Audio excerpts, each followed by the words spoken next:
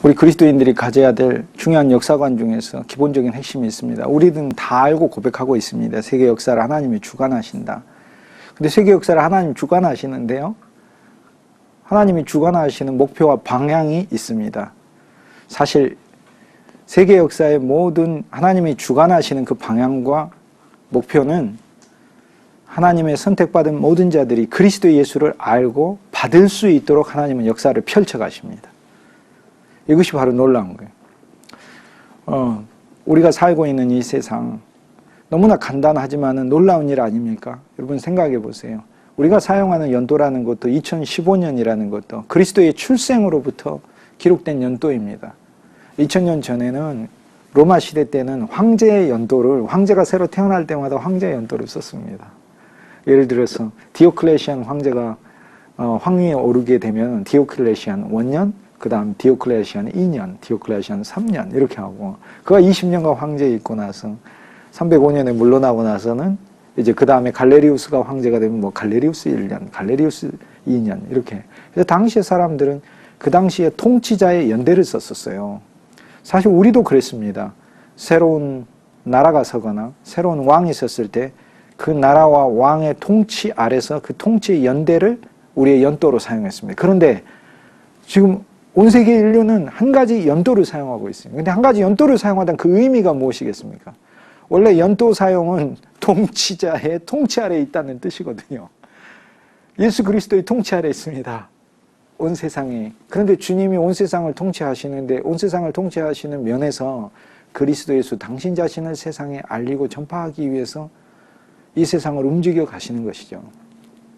사실 주님은 사탄도 사용하시잖아요. 사탄이 아무리 자기가 뱀의 지혜를 자랑할진정 그리스도 예수의 지혜를 어찌 뛰어넘을 수 있겠습니까?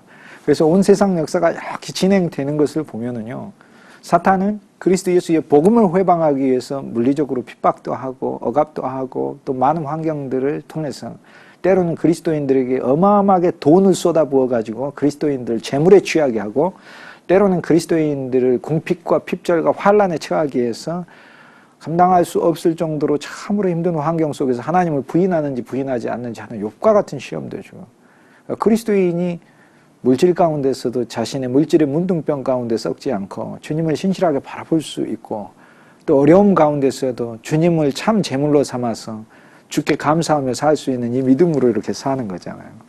사탄은 세상 속에서 우리 개인적인 인생의 역사에서도 그런 여러 가지 일들을 하지만은 세계적으로 볼 때 때로는 기근과 전쟁과 또 인간의 갈등, 많은 것들을 일으킵니다.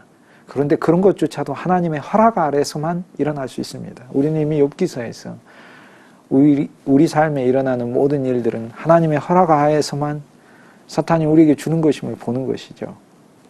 그러므로 우리가 세상의 모든 일이 하나님의 주권 아래에 있다, 그렇게 얘기를 하는 것입니다. 그런데 주권 아래에 있는데 그 목적은 모두가 그리스도 예수를 알게 하기 위함이다 하는 것이죠.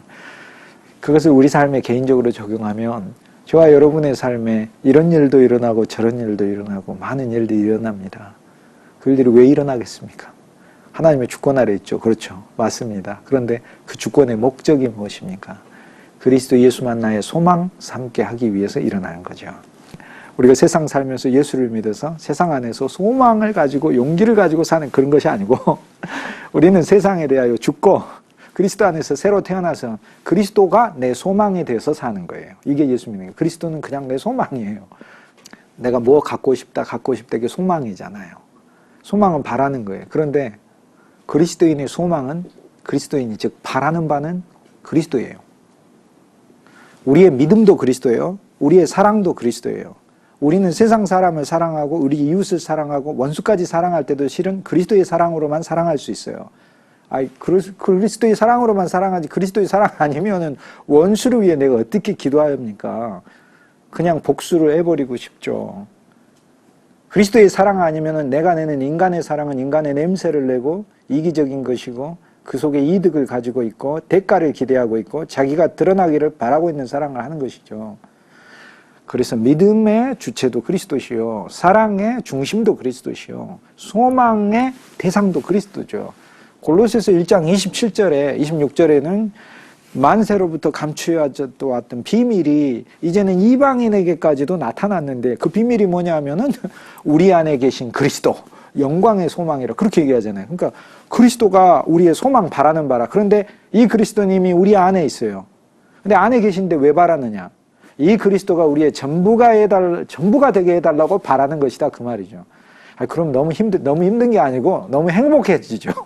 왜냐하면 예수님이 기쁨 자체인데 기쁨이 다 차면 행복해지죠. 우리는 힘든 게 세상이 부족해서 힘든 게 아니고요. 세상이 너무 많아서 힘든 겁니다. 우리는 불행한 게 그리스도가 부족해서 불행한 겁니다. 오늘날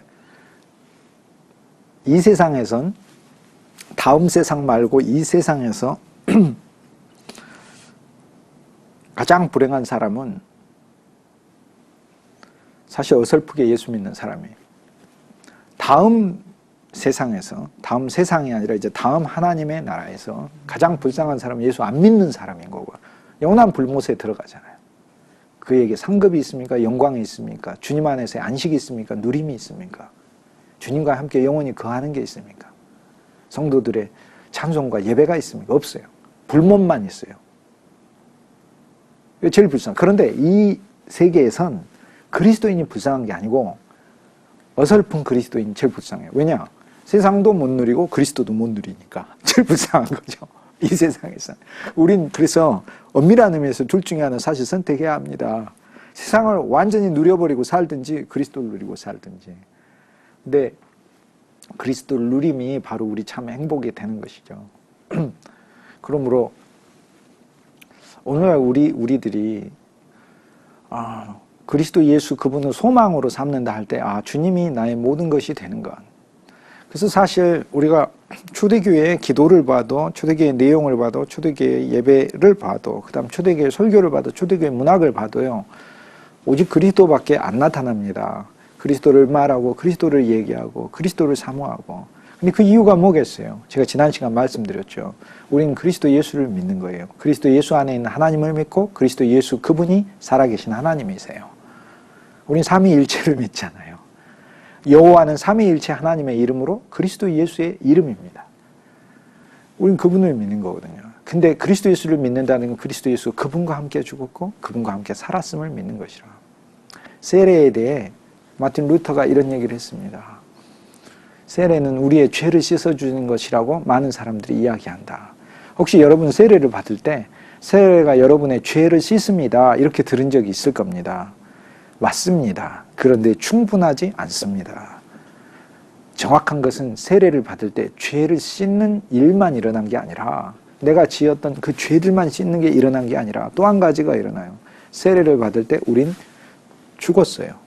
즉 그리스도의 십자가가 역사한 사건, 외적으로 표징으로 나타난 사건이 세례인 거죠. 그래서 사실상 오늘날 세례받음 하는 분들은, 또 받으실 분들은, 세례에 대해서 생각하실 거나 권하실 분들은 그 믿음을 아까 지난 시간에 말씀드렸던, 초반에도 제가 말씀드렸던 주님과 함께 죽었고 이제는 내가 주님 안에서 새 사람으로 다시 산다는, 물속의 잠김이 옛사람의 죽음이요 솟아오름이 새 사람의 태어남임을 상징하는 것을 알고 세례를 받을 때, 주님, 나는 이제 내 삶이 여기서 끝났습니다. 그리스도 예수 삶을 살고자 합니다.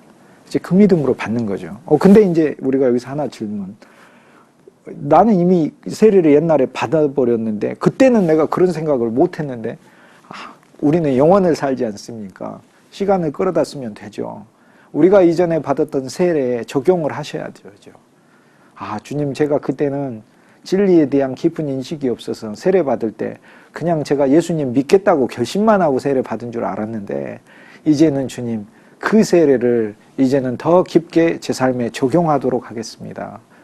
주님, 저는 사실 그때 죽었었습니다. 그런데 죽은 줄 모르고 교회 안에서 내 자신 가득 살아있었고, 직장 안에서 내 자신 가득 살아있었고, 회사 안에서 가득 살아있었잖아요.